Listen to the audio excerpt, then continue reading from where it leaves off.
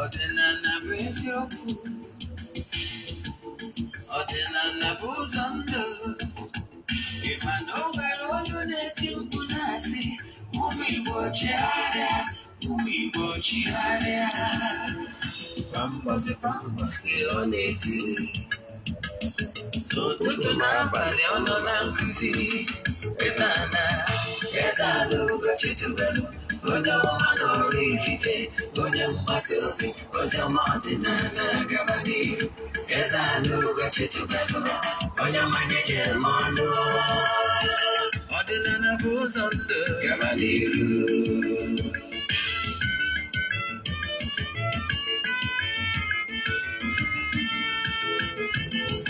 Eze-Ana Ugochi tubelu, onye ọma na oraifite, onye mgbasa ozi, oziọma ọdịnala gaba n'ihu. Eze-Ana Ugochi tubelu, onye mmanya jem ọnụ. Ọdịnala bụ ụzọ ndụ gaba n'ihu. Eze-Ana ga-adị, Ugochi tubelu ga-adị, Ugochi tubelu temple, ọ ya adị. Maka na eziokwu anwa chacha, ndị okenye dị anyị fantambaki, ndị ochie dị anyị fantambaki. Fọdụ asị kara aka, onye ụmụ Igbo si anyị rapụ nke anyị na nke faka mma. Bụrụ Baịbụl bịa, akwụkwọ akụkọ, ebe chọọchị fa. Obulo kagakwa, manu Ugochi tubelu ekweghekwe. Eze-Ana si na ọmamme, ọdịnala amanwụ chacha.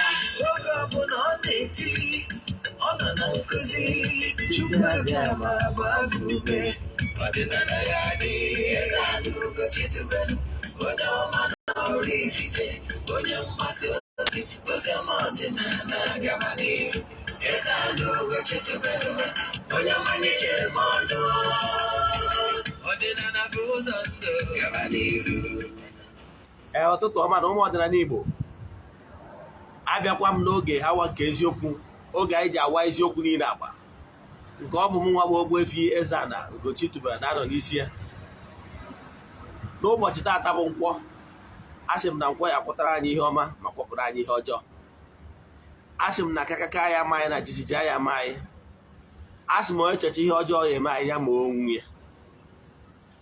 Asị m onye si na anyị ga-adị mma na onye a ga-adị mma, mana onye si na ya ama adị mma na onye a ama data mmata iru ụwa agwụ.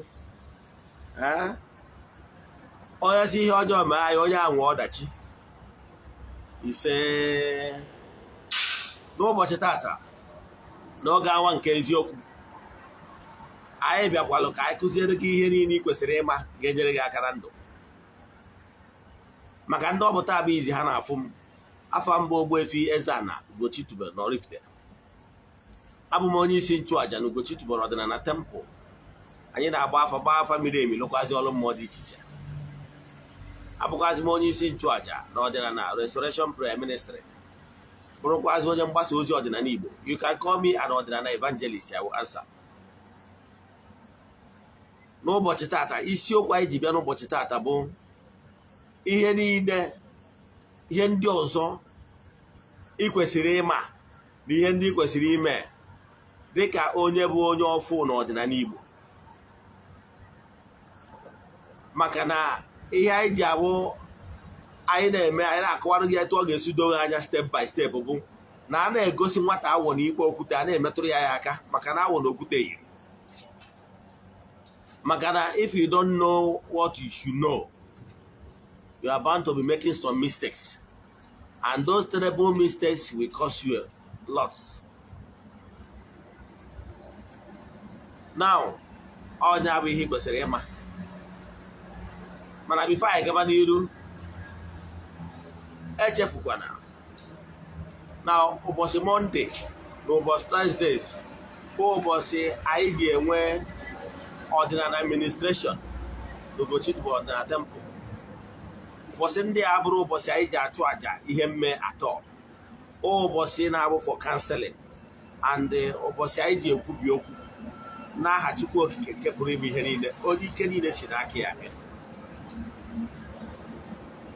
Ụbọchị anyị ji eme ihe ndị a, ụbọchị ya ka anyị ji elota friends of the temple n'ụzọ pụrụ iche and our partners na ndị niile anyị na-arụrụ ọrụ all over the globe. Mana dịka isi malụ, anyị abụrụ ndị na-esho social media, anyị na-esho ihu ọrụ na social media maka ọdụrọ necessary na yes, ihe anyị na-eme bụ ị nwekwara ike isonyere anyị ebe ọ bụla ị nọ n'oge ụtụtụ bido from 7 a.m. wee gbadaba ebe ọ bụla ị nọ all over the globe. Chee ihu na east yọkwazie n'aha Chukwu Okike nke pụrụ ime ihe niile ka iketa oke na aja na ọfọ niile anyị gọrọ na tempụl n'ụbọchị anwa. Distansị abụrụ ebara ya n'ọrụ mmụọ maọbụ na aja ọbụla anyị na-achụ na tempụl. O nwere ndị abịa bụ na tempụl mana ha na-eketa oke na aja na-enye testimonies ihe na-emere ha. So ebe ọ bụla ị nọ face the east, you can connect yourself. Ọ ihe mmụọ ka ọ bụ ma ọ bụrụ na ikwelu. Then ọgwụkwa ndị nọ nso na ị chọrọ ịbịa for counseling, have an appointment with me. Counseling anyị wụ free, mana ịgba afọ a na-akwụ ụgwọ. Ọnya bụ ihe ị kwesịrị ịma. Nke ọzọ si ịgba ọkwa ọzọ dị anyị ama bifo anyị gawa n'iru na nkụzi anyị bịa n'ụbọchị tata bụ echefuna na aja anyị na-achụ kwa ọnwa nke ọnwa Febụwarị ga-ebido na Febụwarị 6. So ọ bụrụ na ị chọrọ iso na ya bụ aja, ị maa na ihe ọ pụtara bụ na ị ga-achaghachi m uko maka iso na ya bụ aja before 5th. Ndị na-esonye bugo na ya bụ aja amadugo ka esi eme. In fact, onwegodi ndị bukuru ụfọdụ ebukugodi throughout the year. Mana maka gịwa bụ onye ọfụ, ihe ị ga-eme bụ forward ọrụ m ya 3 prayer requests for the month. Then make donation of token to the account number. Echatije m na WhatsApp, enye gị the account number. Datakwazie gị information I need from you ka anyị nwee ike book nye gị na ndị a ga-achụ aja n'isi ha for 14 good days. Aja anyị na-achụ n'ụtụtụ ọbụla n'isi ndị a ụbọchị a ga-emechizie anyị gbuo eburu mee saraka ihe ya ama. So eche chat na WhatsApp, send them message na WhatsApp 0805 7837 672. I repeat 0805 7837 672. Then ka anyị gabazie n'isiokwu anyị ji bịa n'ụbọchị taa. Dịka nsi kọwaa bụ na Chukwu Okike achọrọ ka m nwere ihe ma wee marụ gị atụ ihe ịmaghị. Ndị ma nkụzi m mana ọka nkụzi m si adị na m na-eji n'ihe ma wee marụ gị atụ ihe ịmaghị. Chukwu Okike onye ike niile si n'aka ya bịa ekesigo ụwa na ihe niile dị n'ime ụwa na ike niile dị n'ụwa wee nọrọ na throne ya. Then nwezie delegations, nwezie ndị ọ bụ ọrụ ha maintain law and order to see after the entire creation, to oversee all the activities. Our this earthly governance is a prototype of what is happening in the spiritual realm. I keep saying it. Ihe kwesịrị ịma ụfọdụ ndị mmadụ aghọtara ka Chineke si arụ ọrụ. Ha nwere ike pụtasị God punish you. God can never descend so low ibido punish ndị mmadụ. Agnes, Ịfụnanya, Ifeyinwa, John, Ifeanyị, no. Mana Chukwu Okike kesigo ụwa ka ike niile dị n'ụwa wee nyekwazie the automatic, the order, outstanding order that whatever any man sow, so shall he reap. Yes. Nyekwazie standing order na ya kelu mma ke njọ ke mmiri ke ọkụ. Ije n'ancient book ọ sị gị nwa m ya kelu mmiri ke ọkụ kee ihe ka ọchịchịrị ma gị soro ihe ọma ọ kpalụ gị alụ mana weda bụ ihe esozi alụ anwa bụ the will of Almighty in the entire creation lies on you. Isolu ezigbo ụzọ ahụ na-eduba na ndụ inwe ndụ, isolu nke ọjọọ you reap the consequence.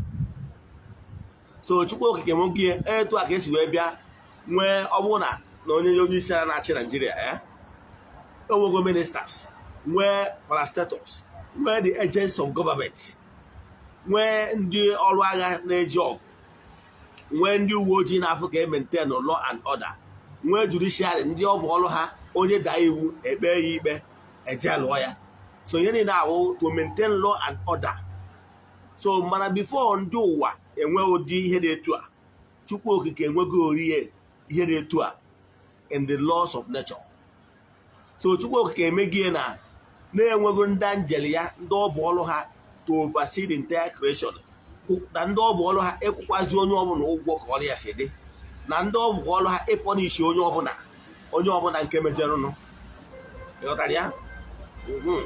So ọ bụrụ na whenever you go against the natural laws that governs the universe, enwere the entities of powers ndị ọ bụ ọrụ ha to discipline you. Ana is there, and all the entities of powers that work with the Ana bụ isi mmụọ to deal with you. Ọ ya batara ọdịnala Igbo ji agwa gị maka nsọ ana, maka na once you go against that natural laws, those entities that is in charge of giving you back, good or bad, will definitely do that. Ọ ya batara na ije na akwụkwọ Leviticus ọsị na agbụrụ ọbụla na-eme ihe na-atọ ya ụtọ na ya ga-ehiri their land, na ha ga-amịkwa mkpụrụ baa ụba. Mana ndị ọbụla na-emejọ na-adị iwu ya, ọ sị na ya ga-akọsụ their land, na ga-enwe oke ụgwụ, na ga-enwe nri amadị, afụ ga-adị. Ịghọtara ya? So nọ ana na-agọzi na punish. Ịghọtara ya? So mgbe ị na-asị God punish you, you don't understand.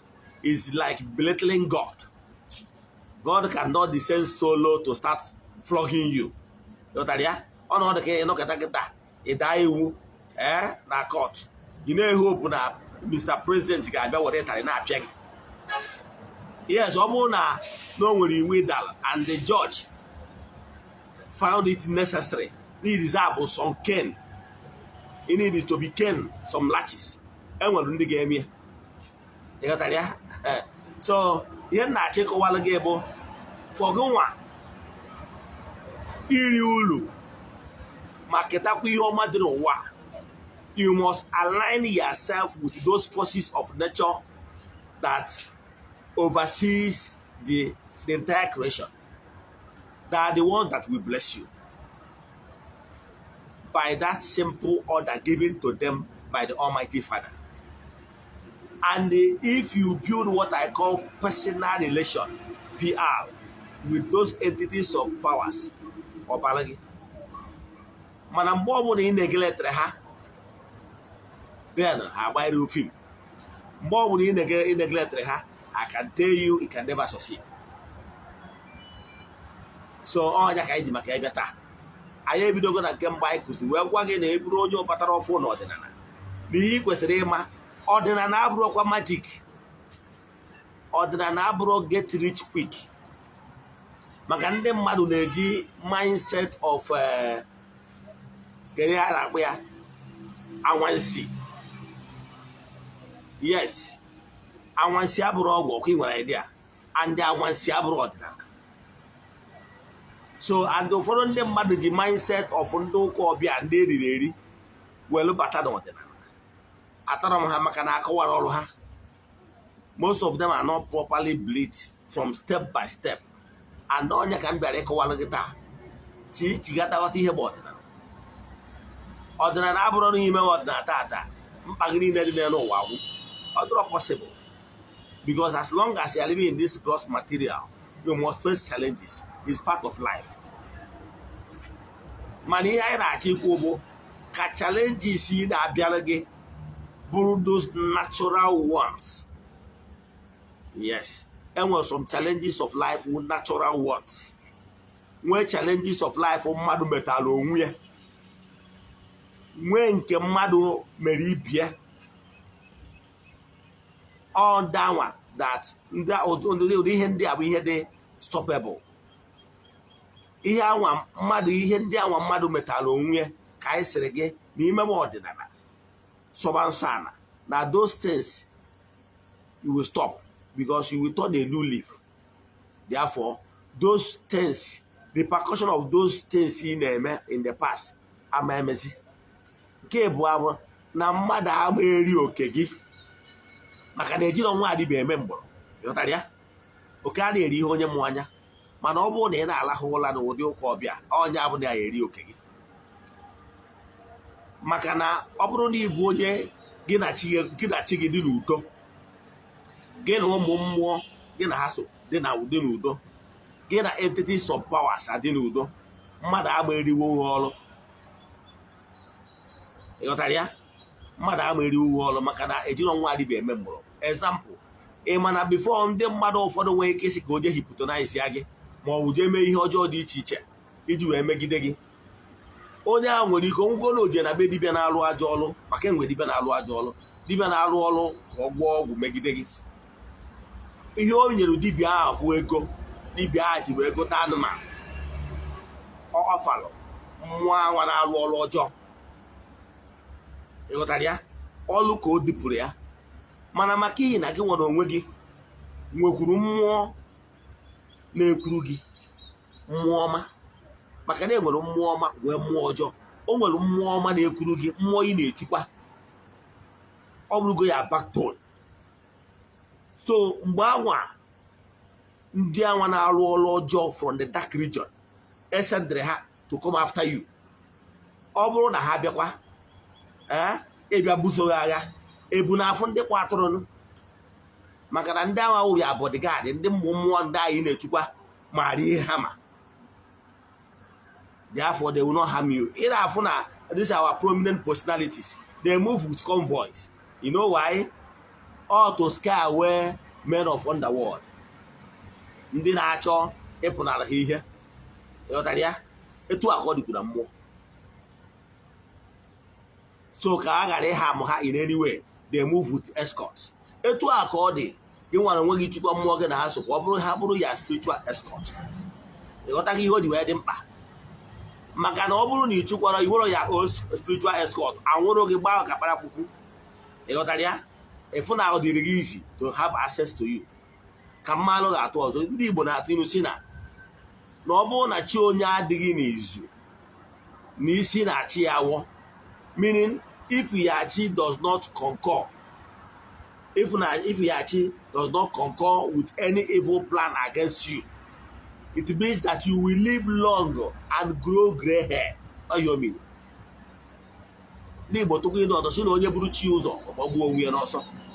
So first and foremost, I want to go na imesiri ya.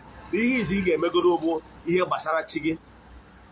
Wee gwa gị na ọ bụrụ na ihe gbasara chi gị edoro gị anya dịka onye bịara ọfụ n'ọdịnala, gaa kpọrọ onye ọbụla afa. Yes. Wee sị na ọ bụrụ na imechaa data alignment gị na chi gị adịgo na mma, na the next point of call bụ ịnọ at peace with your ancestors. Ịnọcha at peace with your ancestors. You move a step higher by ịchịkwa ụmụ mmụọ ga na-ekwuru gị. Ụmụ mmụọ a na-echikwara nwere ike ịbụ mmụọ sikwu na be nne gị ma mmụọ si be nna gị, ma other spiritual altars like temples which you belong to that speaks for you. Very important. Maka na mgbe a mụrụ dike na mba ka a mụrụ ibi ya. Onye ahụ mechara wee sị ka o were higher entity of power wee chụba gị. Ọ bụ ike ọkọt, ọ bụ ike ihe ọbụla. Mana ị nwere another altar that speaks for you. Ọ bụrụzie altar versus altar. Dear watch ya nkụzi m nkụziri ihe gbasara the importance of you having an altar that speaks for you. So a ga-enwere altar that speaks for you. Wee kwuo ọ bụrụ na na-ewu isoro obodo ndị a erigo na-eriri front and back like ụmụnna anyị ndị Imo erigo maka na ọka njọ na be ha asụrọ m na ọ dụrụ ebe nọ mana be ha ka ọka ha bịa ụfọdụ n'ime ha bịa je egbuwe some sacred trees jee mebiwe ihe ọdịnala ọkpụtọrọ ọkpụ eji chekwa obodo mana wee na-ajụ onye bụrụ dibịa na-agwọrọ ya ọgwụ ndị ilo na-asị ọgwụna ndị na-akụ ya ọgwụ ọgwụna mgbe ha jere emebisi ihe niile ndị a today na still running helter skelter ịghọtara ya so ihe nna-achọ ịkọwa bụ na ọ bụrụ na obodo unu so na ndị eriri eri enwe ozi okenye na-emetụcha ụmụ mmụọ pụtara ọgwụ adịdabe nne gị ma ọ bụ nna gị, then you can still do something by maybe another altar which you belong to. Dibịa na-alụrụ gị ọrụ ya spiritualist ọ ga-enyekwa gị aka etu ị ga-esi wee invite ya mmụọ be nne gị na mmụọ be nna gị chụọrụ ha aja because they still exist and ha ka na-aza ekpere, ha ka na-echekwa. The artifact might not be there again or maybe o nweozi onye were officially the chief priest, but I can tell you that's still working. So somebody nwere ike ịgwazi ya etu ọ ga-esi wee mee wee invite ya ha on your behalf chukwa ha udo obi dị maka na akwụdoro eze ochie na-aga ofu nke bụa enwekwara ike onwe an altar ebe ị na-alụ ọrụ ebe ị na-echukwa maka na ihe niile abụ altar ebe ọbụla dibịa ọbụla na-alụrụ ọrụ bụ an altar. O nwere ike onwe an altar entity of power. Yes, it's an altar.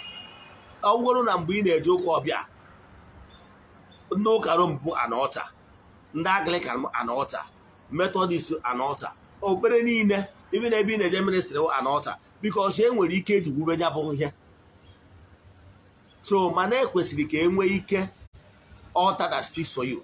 That altar that speaks for you is altar that will always wage the war, any war or any garbage ọbụla thrown at you. A ga-enwerịrị maka na a ga-enwerịrị ndị ilo na-asị. Some people might hate you just for the sake na ịdị ndụ kere ihe ejide ndụ. Ịghọtara ya? Some people nwere ike ihe etere maka ihi one thing or the other. As long as you are living in the world of the living, this gross material. So ọ bụrụ na ị marụgo na ndị mmadụ na o nweriri ndị ga-echere gị aja echiche dị afọ ikwuru ka nwoke si akwụ ịgba na nkịtị maka na agbara aka atụ ihe na-ata alụ. Ị ga na-echukwarịrị ụmụ mmụọ maka na ụmụ mmụọ a gara akwụdoro gị mgbe ọbụla ndị ilo ga-eburu agha wee bịa ọ ha ga-eme kishọ na anwụrọ gị ka ekọmọna. Onye akpatara na ifu ezigbo onye ọdịnala ọ dị anwụ ka akpakpara kwukwu ya ka ndị gbaji si na ofeke na-akpa na be dibịa a na-anwụgbo. You know why? Mgbe ị na-echukwa ụmụ mmụọ dị iche iche ọ bụgoro na mmadụ jere cast a spell on you or do any projection or from any altar or any coven send any negative thought to you, mmụọ gị na ya so ya abịagosi gị ya. O nwere ike ọ bịakwute gị na nlọ, o nwere ike ịbụ onye na-anụ voice ịnụ voice, i nwere ike ịbụ onye na-alọta nlọ ịlọ nlọ ebe e nwere ike ọ bịakwute gị n'ụdị masquerade ma ọ bịakwute gị n'ụdị nkịta ma ọ bịakwute gị n'ụdị eke ma ọ bịakwute gị n'ụdị ọbụla. O nwere ihe ga-emeriri gị na nlọ ị ga-eji ma na all is not well. Ije jụọ ese ejuzi ese agwa gị ihe ị ga-eme na ihe etu ị ga-esi wee kwụrụ. Mana ị bụrụ onye bụ ofeke enwero nke ịma o nwere ọdụ mmụọ ya abịazighị ozi tinyere anwụrụ n'aka gbaa kapara kwukwu. Ịghọtara ya? Ọnya batara na mmadụ ga-echukwa onwe ya echukwa mmụọ ya na-eso wee gwa gị na ọ bụrụ ịbụ onye ọfụ ọ bụgoro ndị ụka ọbịa akụziri gị na-enwelu 9 choirs of angels. Erọta mgbe anyị na-eje ụka ọbịa a ga-agwa gị na-enwe throne, na-enwe seraphim, na-enwe cherubim, na-enwe archangels and rest of them. A gụsịrị ya gụsị arụ 9 choirs of angels, gụsị arụ gwa na enwere elders dịka esi wee kwu n'akwụkwọ Revelation, na-enwe elders, na-enwere ihe anọ dị ndụ. Etu a ihe niile akpọsịrị kịta abụ petition ranks of powers. Yes, man has seen them with the throne, the cherubim, the seraphim, the archangels, ihe niile are powers maka na ọ bụrụ ekere ọrụ eke. Etu a ka esi bịakwa n'ọdịnala nwee ike dị iche iche a na-agụsị na ọdịnala nwere nke ha, mana ịmana mba na-asụ n'onu n'onu. Ndị oyibo nwere ike kpọọ nke Archangels, Cherubim and Seraphim, kpọọ nke Archangels and rest of them, na thrones and this and that. Mana ọdịnala anyị mabụ oriri anyị na-akpọbi ya. Ị na-eme ọdịnala ị ga-anụgo alasị na-enwere ndị egede na ndị mbụ. Ndị egede na ndị mbụ ịmarọ ndị ha bụ ịmarọ the forces dị ya nwa. All is the entities of powers that even beyond the human comprehension. Agwakwazie gị na ị na-agbaratazi agwazie gị na-enwere mmụọ dị iche iche, enwere arụsị dị iche iche, enwere ndị ichie, enwere ezumezu, enwere chi onye ụwa gị. Ihe niile abụ spiritual hierarchy ka ị na-agbagọta na mmụọ ka ị na-align with them. So say ihe izi ị ga-emegoro bụ chikwa chi gị n'ọchị onye ụwa bụgoro number one. Now the closest beings to you. Ndị ụka ọ bụ na etu ndị ụka si aga ịkpọ ya angel. Nana enweziri ị na-agbagọtazi ihe ọzọ ị ga-eme ichukwa ndị ichie. Ndị ichie ebe nne gị na ndị ichie ebe nna gị. Enwere ndị ichie nwoke nwee ndị ichie nwaanyị. You must align with them because they are one of your backbone. From there, ichukwazie mmụọ ikwu nne gị ma mmụọ ikwu nna gị. All the very important. Ị na-emezi etu a mgbe ị na-achịkọta ha niile ya spiritual associate, ha niile wee jikọọ ọnụ wee bụrụ ya ezumezu.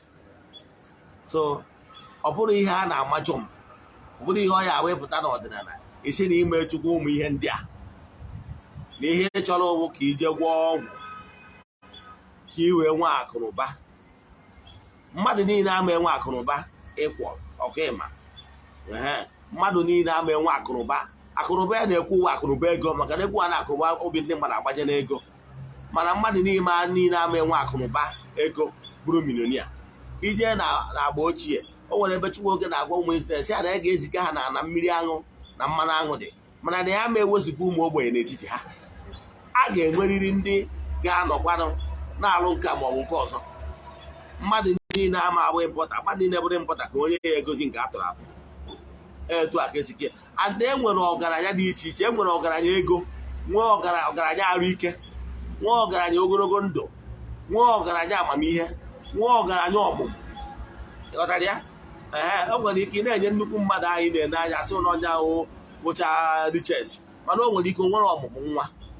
Ịghọtara ya? O nwere ike ma ya nwere ọmụmụ ogologo ndụ, o nwekwara ike ma ya nwere ogologo arụ ike. O nwere ike onye ị na-afụ na ị na-asị n'ọhịa nwere ike ọ bụrụ na ọ gwụrụ ọgwụ na ọ dị arahụ ụra. Nwere idea. So onye ọbụla bụ ọgaranya n'ụdị nke ya, nke onye na-emekarịcha nyanwa bụ expert. So ka anyị ghọta ya etu a ka ọ ga-adịzi ịbụ ihe ọ ga-abụ na ịbata n'ọdịnala abụrụ iwu na ị ga-abụ ọgaranya overnight. Ọ bụrụ na chi gị dere ọgaranya, definitely ọgaranya abịa, and the connection ọ ga-eji wee bịa ga-adị surprise. And echefukwana na-enwere ndị edere ọgaranya ụdị dị iche iche na oge ya. O nwere ndị edere ka a ga-agba ụwa ụtụtụ, nwee ndị nke ha bụ uwe ehihie, nwee ndị nke ha bụ ụwa mgbede. And oge uruwe ana okilikie ọba, oge uruwe ana ịfụ na a ga-eli di gị too onye anwa gị a ga-echi n'aka ya wee gosie gị. That is what you don't know. Mana ọ bụrụ na oge eruru ịfụ na ndị ga na-aja amụ ga-abụ ndị abụrụ ya, ndị ama enyere gị aka. O nwere ike ọ bụrụ na ndị eji chọọ ka ị nwee some experience, nwee taịm ahụ alụbezie oge ajichi egosi gị elidie gị too aka onye ya anyị esi n'aka ya wee bụrụ di. Ịghọtara ya? So ka ị ghara esizi na ịbatara n'ọdịnala na ịtụrụ nzu 1 month, 2 months, 6 months o nwere ego ịfụrụ ị chọọ ka eje gbukọtara otu ebe ị ga-ejezie gwọọ ọgwụ maka ego. Ịghọtara ya? Ọ bụrụ ihe edere onye a ka edere onye a. Oke soro ngwere gba mmiri, o nwere ike tọkọ ngwere n'ahụ ma ya kọrọ oke. So maka ihe iwepụ aka n'ihe ọbụla wụpụ n'ọtọ nọ. Ọ bụrụ na amaka m mbọ ego ndị chịkọcha ego si gị ọ gọzie gị full time, and o nwere ihe mmadụ ga-eme iji wee kwụsịgbu akara aka gị. As long as ị na-eme ihe ị kwesịrị ime, gị na ụmụ mmụọ gị na ha nọ akwụrụ, mmadụ agha akwụsịgbu akara aka gị n'aha Chukwu Okike nke pụrụ ime ihe niile. Ekpere m ekpere n'isi ndị niile, my viewers all over the world, ndị niile sonyere anyị n'oge awa nke eziokwu n'ụbọchị taata. N'aha Chukwu Okike nke pụrụ ime ihe niile, agụọ m ụfọdụ isi nwoke na isi nwaanyị si na ọ ga-abalị unu niile.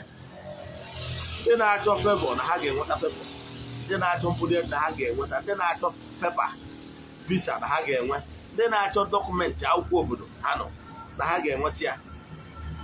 Ndị a na-anara okefa na oke ha ga-eru ha aka. Ndị amoosu mmụọ na amoosu mmadụ kere agbụ, ana m asị let there be liberation n'aha Chukwu Okike nke pụrụ ime ihe niile, onye ike niile si n'aka ya abịa. Ịnenecha vidiyo a tụsara ya ndị ọzọ, ya gazienụ ka ọ dịkwa n'ụdị oge a echi niile bụ Wednesday, ụbọchị Eke 9 AM. Ya gazienụ ọfọ.